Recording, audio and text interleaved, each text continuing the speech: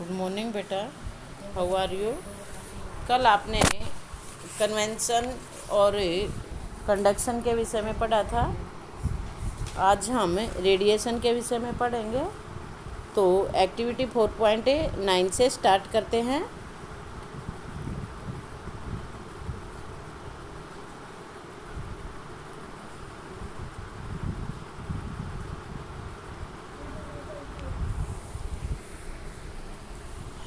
Light a candle, मोमबत्ती को जलाओ। Keep one hand above the flame, जैसा कि हमने कल बताया था कि एक हाथ ऊपर रखो and other on the side, और दूसरा साइड में रखो फ्लेम के में। ऐसे मोमबत्ती को जला के ऐसे रखना है, जैसा कि फिगर 4.10 में दिया गया है। Do your hand feel equally hot, क्या आपके हाथों को एक समान गर्मी लग रही है। If not which hand feels voter, यदि नहीं तो कौन से हाथ को ज़्यादा हीट लग रही है एंड वाई, और क्यों लग रही है। Be careful your hands eight a safe distance, कि आपके हाथ सही दूरी पर होने चाहिए, उचित दूरी पर होने चाहिए फ्रॉम द फ्लेम से, so that they do not burnt, जिससे कि आपका हाथ जलने ना पाए, तो इसलिए वो सही दूरी पर होने चाहिए। नेक्स्ट पेज लेते हैं, next column.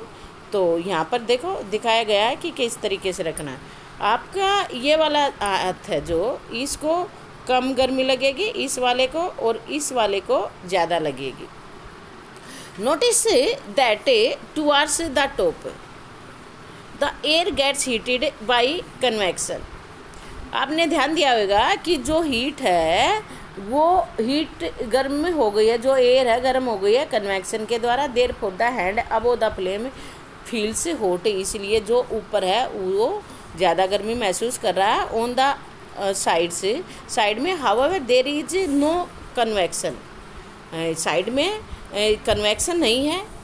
And it does not feel as hot at the top, और एयर उतनी गर्म नहीं है जितनी कि टॉप में है। The people living in the coastal areas experience an interesting phenomena, जो कोस्टल एरियाज़ के अंदर यानी कि जो तटीय इलाकों में लोग रहते हैं वो एक बहुत ही इंटरेस्टिंग फिनोमिना फील करते हैं, यानी कि उनको इंटरेस्टिंग फिनोमिना महसूस होता है।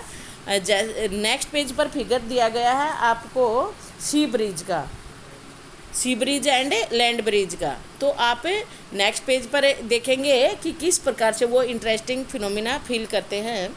The people living in the coastal areas, जो कोस्टल एरियाज में रहते हैं इस फिनोमिना को फील करते हैं ड्यूरिंग द डे, दिन के समय। Lands gate heated faster than water, जो ज़मीन है वो पानी की अपेक्षा जल्दी से गर्म हो जाती है, तो ज़मीन के ऊपर की हवा भी गर्म हो जाएगी। अब ज़मीन के ऊपर की हवा गर्म हो गई तो वो ऊपर उठेगी, तो वहाँ उस जगह पर कौन सी हवा आएगी, जो साइड में से हवा यानी कि सी की तरफ से, समुद्र की तरफ से हवा आएगी और उस जगह को ले लेगी। तो दिन के समय सी ब्रीज चलती है, समुद्र की तरफ की हवाएं चलती हैं। The air over the land become hotter and rises up the cooler air from the sea, तो ठंडी हवा समुद्र की तरफ से रसेज इन डाउनवर्ड, नीचे की तरफ आएगी the land to takes its place, और वो इसका स्थान ले लेगी। The warm air from the land moves towards the sea to complete the cycle, और फिर जो गर्म हवा है वो किसकी तरफ जाएगी, समुद्र की तरफ जाएगी इस साइकिल को कंप्लीट करने के लिए। The air from the sea, अब जो हवा समुद्र की तरफ से चली is called the sea breeze, उसको सी ब्रिज कहेंगे। To receive the cooler sea breeze, अब ये ठंडी हवाएं लेने के लिए the windows of the houses in coastal areas are made to face the sea, तो खिड़कियाँ कहाँ पर बनाई जाती हैं, समुद्र की तरफ। खिड़कियाँ जो तटीय इलाके होते हैं किस तरफ बनाई जाती है, समुद्र की तरफ बनाई जाती है एट नाइट, जबकि रात के समय इसके ऑपोजिट होता है। It is exactly the reverse, बिल्कुल उल्टा हो जाता है। The water cools down more slowly, ज़मीन की अपेक्षा पानी धीरे धीरे ठंडा होता है, more slowly than the land, so the cool air, तो इस प्रकार से वो ठंडी हवाएं। The land moves towards the sea, land से किसकी तरफ जाएंगी, सी की तरफ। तो रात के समय जो हवाएं चलेगी उनको क्या कहेंगे, this is called the land breeze, क्या कहेंगे, लैंड ब्रिज कहेंगे। When we come out in the sun, और जब भी हम धूप में निकल आते हैं वी फील वार्म, तो हमें गर्मी महसूस होती है। How does the heat from the sun, तो कैसे सन से हम तक वो गर्मी पहुंचती है, reach us, it can not reach by conduction और कन्वेक्शन। जो ये गर्मी हम तक पहुंचती है, सूर्य की जो गर्मी हम तक पहुंचती है, वो कंडक्शन और कन्वेंशन के द्वारा नहीं पहुंचते। As there is no medium, क्योंकि मीडियम नहीं है, स्पेस में कोई मीडियम नहीं है, सच एज एयर, ना तो एयर है वहाँ पे, in the most part of the space, space के ज़्यादातर हिस्से में, बिटवीन द अर्थ एंड सन, अर्थ और सन के बीच में कोई मीडियम नहीं है। तो जहाँ पर बिना मीडियम के ही हीट ट्रांसफ़र हो जाए वो होती है बेटा रेडिएशन द्वारा। किसके द्वारा होती है? रेडिएशन द्वारा। देखो ये फिनोमिना आपने यहाँ पे देखा कि ये रात के समय हवाएं, दिन के समय हवाएं लेने के लिए कहाँ पर है, देखो खिड़की कहाँ पे लगी हुई है, समुद्र की तरफ। अब ही देखो ये गर्म हवा ऊपर उठ गई तो यहाँ पर ठंडी हवा आ गई, और ये हवा कहाँ चली गई? समुद्र की तरफ चली गई। समझ रहे हैं ना?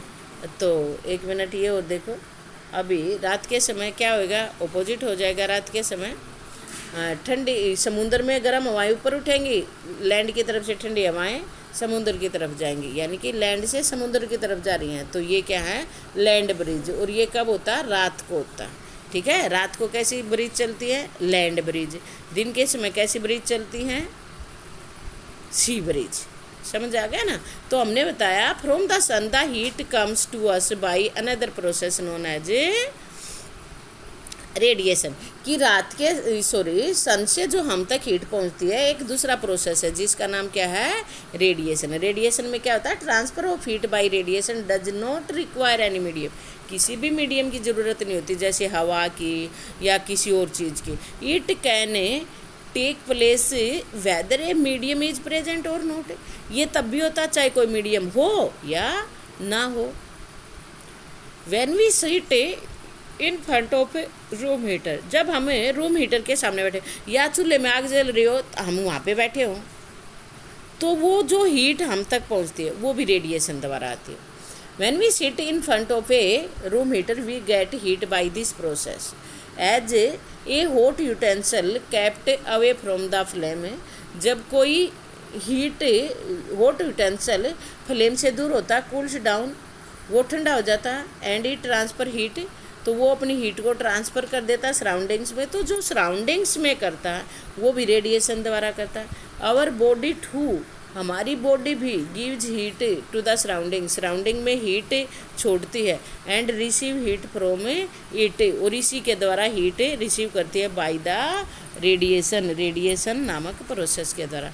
ऑल हॉट बॉडीज, सारी की सारी जो हॉट बॉडीज होती है रेडिएट हीट को रेडिएट करती है, यानी कि हीट को छोड़ती है। When this heat falls on some object, जब यही हीट किसी ऑब्जेक्ट पर गिरती है, a part of it reflected, तो इसका कुछ हिस्सा रिफ्लेक्ट हो जाता है, यानी कि वापस चला जाता है। ए पार्ट इज एब्जॉर्ब्ड, और एक हिस्सा एब्जॉर्ब कर लिया जाता है, एंड ए पार्ट में भी ट्रांसमिटेड, और एक हिस्सा ट्रांसमिट कर दिया जाता है। The temperature of the object increase, तो जो टेम्परेचर किसी ऑब्जेक्ट का इंक्रीज होता है वो एब्जॉर्प्शन के कारण होता है, due to absorbed part of heat, कि जो उसने एब्जॉर्ब कर लिया। अभी एक बार दोबारा देखो, जो रेडिएट है वो क्या होता है, किसी ऑब्जेक्ट पर कोई हीट गिरती है तो कुछ हिस्सा रिफ्लेक्ट हो जाता है, कुछ हिस्सा एब्जॉर्ब्ड हो जाता है, और कुछ हिस्सा ट्रांसमिट कर दिया जाता है।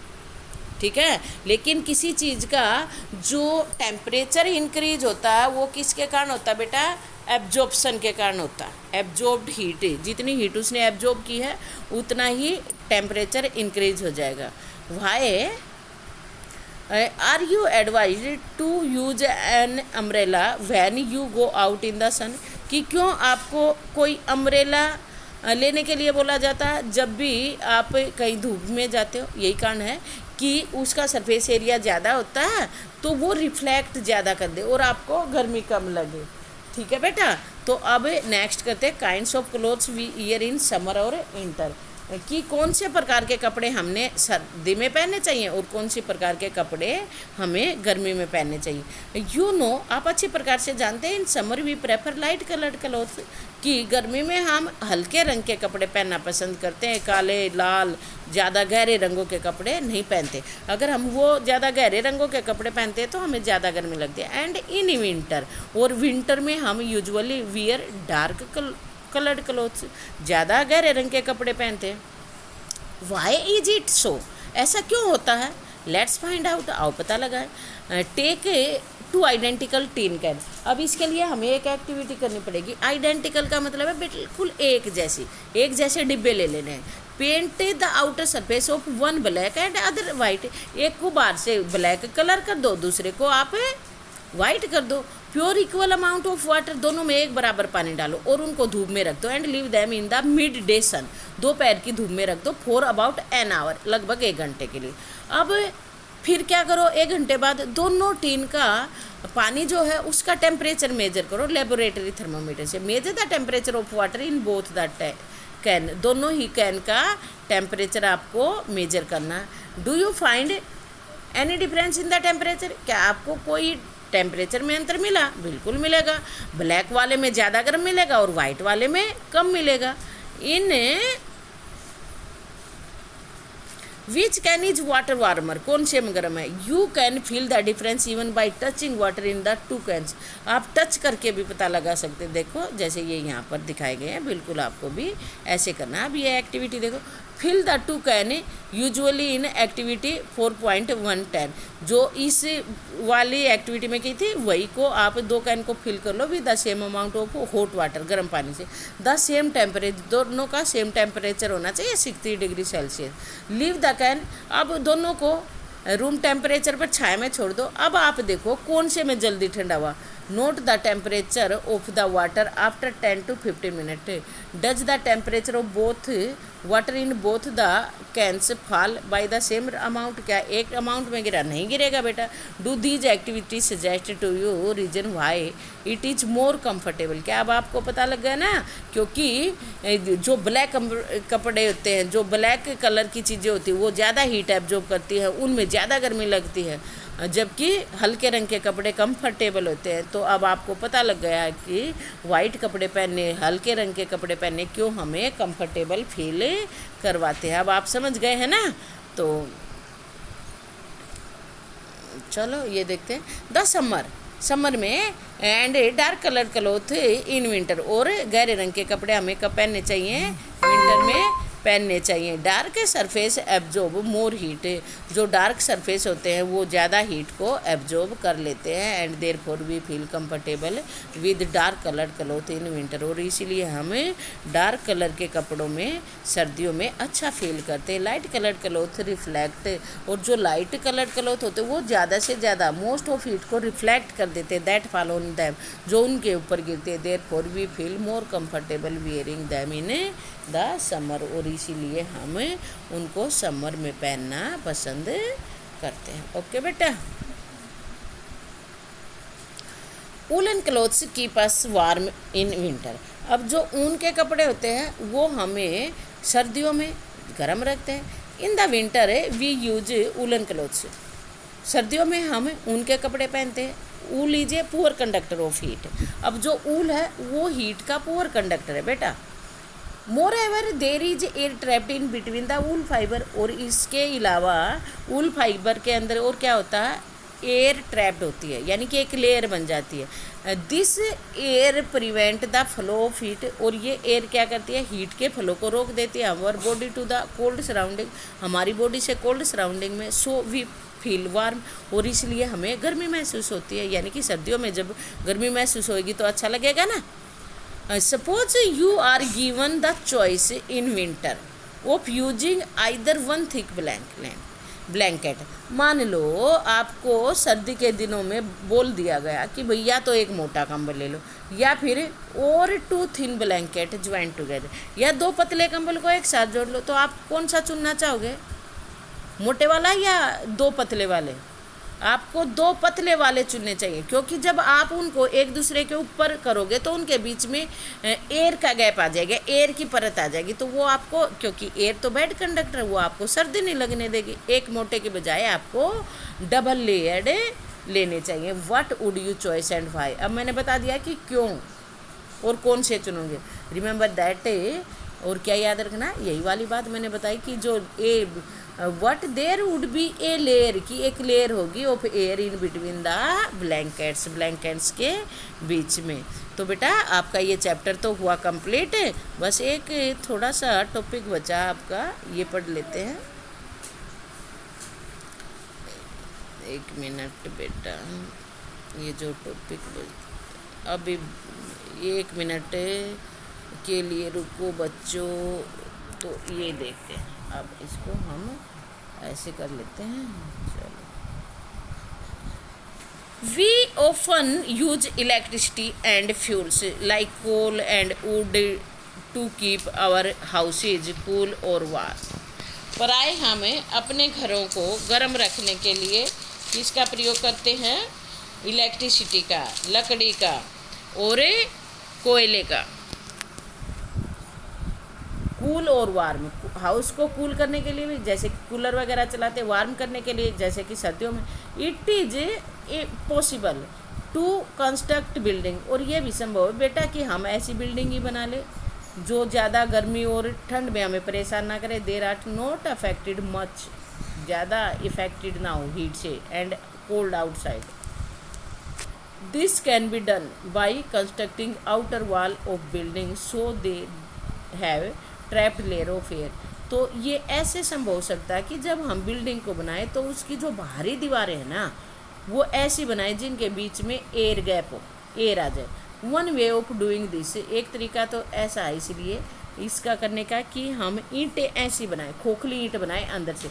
जैसे कि ये अभी बताते हैं, सॉरी बेटा, मान लो ये ईंट है, यहाँ पे दिखाती हूँ, ये ईंट है, ईंट हो गई, और इसके बीच में ऐसे होलो स्पेस बना दे, तो ऐसे खोखली ईंटें बनाना शुरू कर दे, तो ये संभव हो सकता है। Brick which are available these days, तो आजकल ऐसा संभव है कि खोखली ईंट बननी स्टार्ट हो गई है, तो वो ज़्यादा गर्मी और सर्दी से आपको प्रभावित नहीं करेंगे।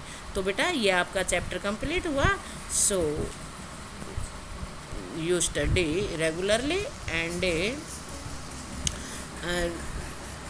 watch these videos again and again जब तक आपको समझ ना आए, while you do not understand.